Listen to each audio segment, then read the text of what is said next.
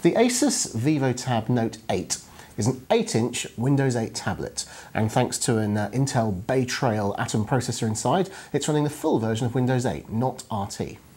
Yep, it is Asus's first proper full-fat Windows 8.1 tablet. It doesn't look too exciting. The first thing I thought when I saw it was that it just looks like any pretty much budget compact tablet out there. Of course, the difference is, as we already mentioned, it's running full Windows. There's a 1.33 GHz Intel Atom Z3740 processor in there, 2 GB of RAM, and you either get 32 GB or 64 GB of storage, depending on whether you get the cheaper version, around 290 quid, or the pricier version, which is looking like it's going to be around 350 quid. But the really different thing about it, which separates it from all its other rivals, is that it's got a little stylus in the bottom corner. And behind the screen, which is a 1280 by 800 IPS screen, there is a proper Wacom digitizer, which is pressure sensitive and responds to 1000 levels of pressure sensitivity. It's pretty good going for a budget tablet.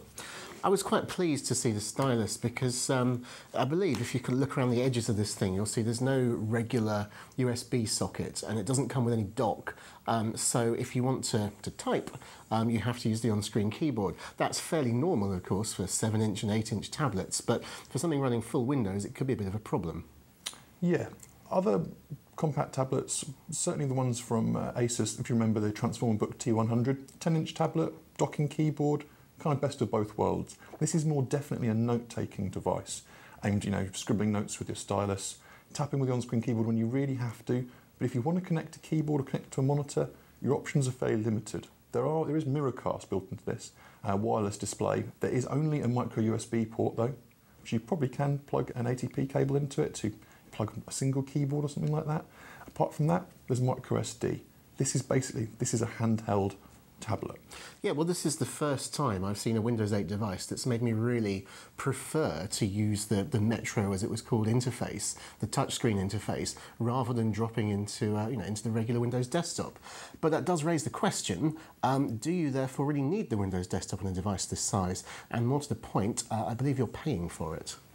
Yeah, I mean, this is £290 for the 32 GB version. So it's not too bad if you think about it, but it is quite a bit more than something like Google's Nexus 7, for example. You have got full fat Windows in here, but it's kind of locked in. We can't see, well, I certainly can't see many ways you can actually get at it and use it.